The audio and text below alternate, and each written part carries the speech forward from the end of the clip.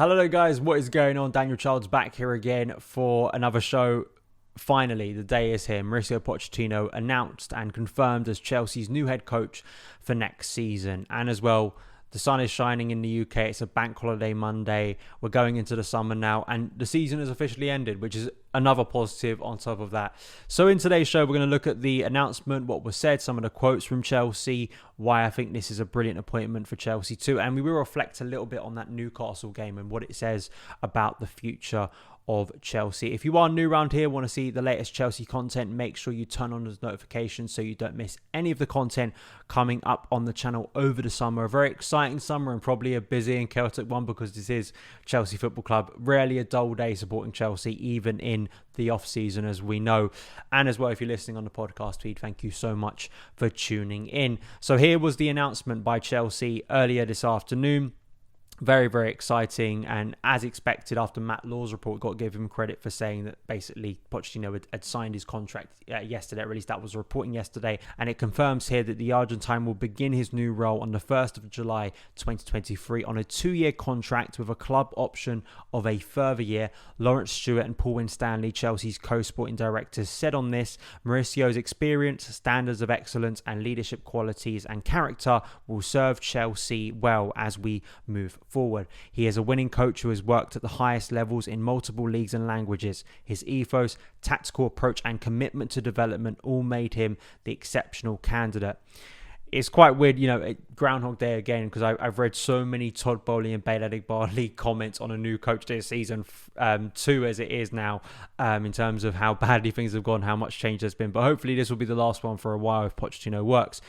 Just the ownership group basically given their quote saying, the sporting team conducted a diligent and thoughtful process that the board is proud of. We are delighted that Mauricio will be joining Chelsea. Mauricio is a world-class coach with an outstanding track record. We are all looking forward to having him on board. Very happy, even though we knew this was coming. I think there were some people getting very concerned as results continued to tail off at the end of the season and we weren't getting this announcement. Has something gone wrong in the contract talks? Has he sort of changed his mind? And you can understand watching some of Chelsea's performances recently why any Chelsea head coach or potential head coach would walk away from the situation. But luckily, it didn't sway him. And I do think this is the best candidate, not only based on taking it from when Graham Potter was sacked, but I think even before then, given what Pochettino has done in the game and given what Chelsea want to build or are trying to build. And I think it's easy for people to dismiss it and go, well, what is Chelsea's profile of squad? Because it's been so jumbled a mess. But once you declutter the squad this summer, there is a young core there. And you look at what Pochettino's done in his career with young players, particularly, I think, a forceful character too, not a confrontational one. You listen to the people who've worked under Mauricio Pochettino. I think it's very enlightening. Listen to, say, someone like Adam Lallana, who played under him at Southampton when he joined the Premier League, and other players too.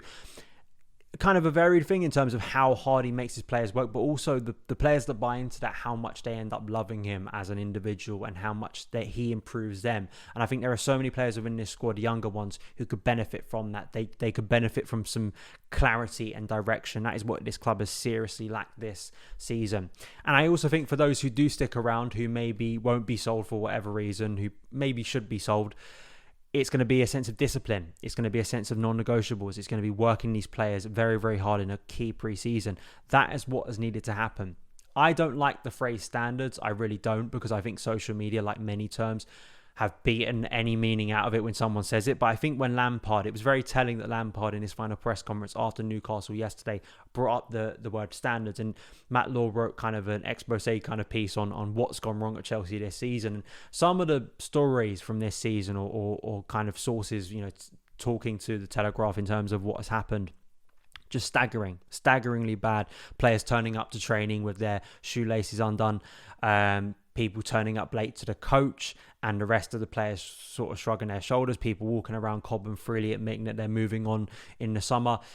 And listen, you don't need to be a genius to work that out. You didn't need to be a genius or an insider to kind of grasp what was going wrong, because we've seen Chelsea perform horrendously pretty much since last summer. So you knew something was fundamentally broken. So for him to come in and to give a bit of structure and also a bit of just no nonsense, I think, to some of these players who have been able to coast at Chelsea. Chelsea need to stop being a club about self-preservation of the players. It needs to stop being a place where players feel they can coast through seasons because they're earning a lovely wage and they're playing at what is deemed to be a very high level, but there's no kind of incentive or kind of pressure on them to improve.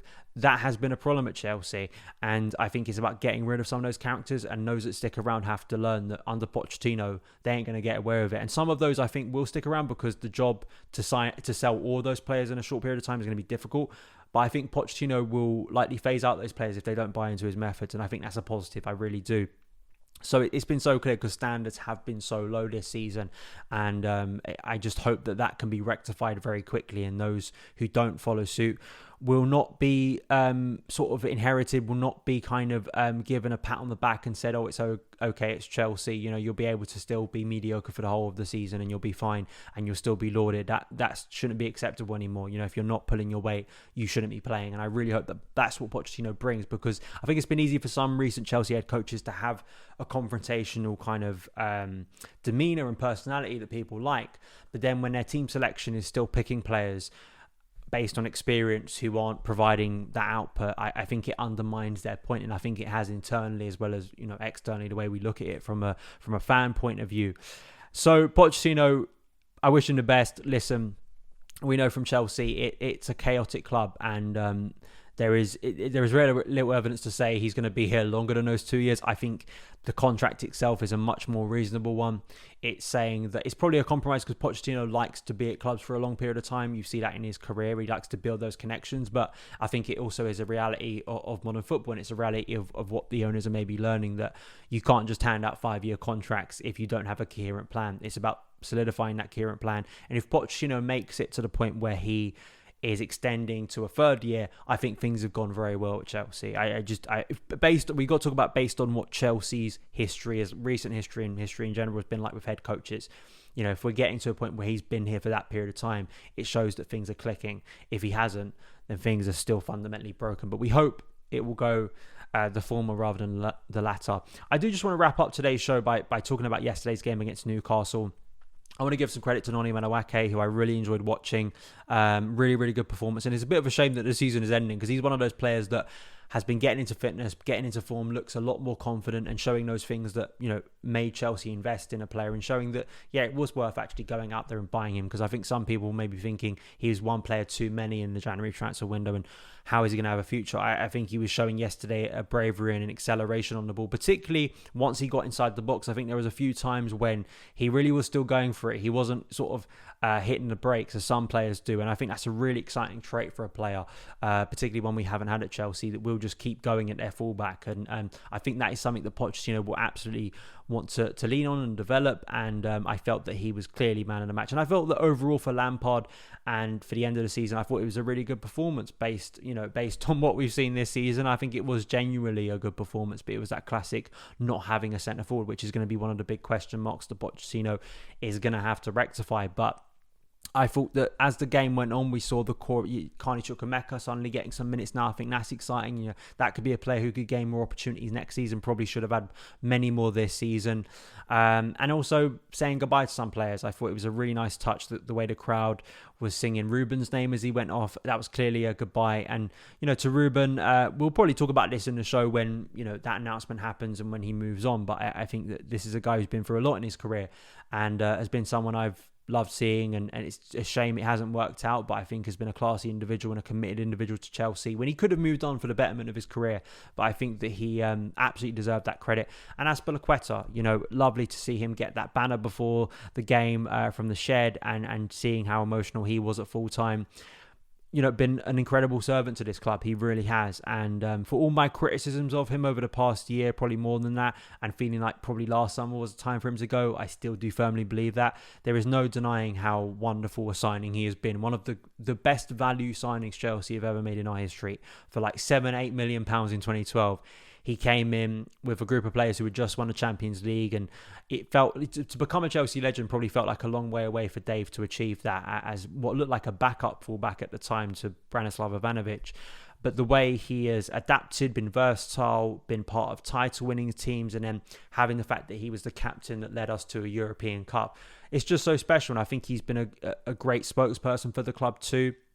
And to have a decade at Chelsea is something that not many players, I think, nowadays have. I don't think you get many players who stay at a club, particularly a top club, for that period of time. So it's something special that he is going to have in his career to be able to win all of those honours, to be a part of that, to play under some incredible coaches, and to just play pretty much everywhere for Chelsea. And I think that even if I felt like his performances or kind of ability was dwindling, I think that was more because of age rather than commitment. I think you won't find a Chelsea fan who has a bad word to say about Dave in terms of his character and personality and what he's committed to Chelsea over the years. So I wish him the best wherever he goes, and I think it was nice for him to get that send off because I think he firmly deserves it. And for Frank too, I read a little bit in the programme beforehand, him saying, thanks to the fans.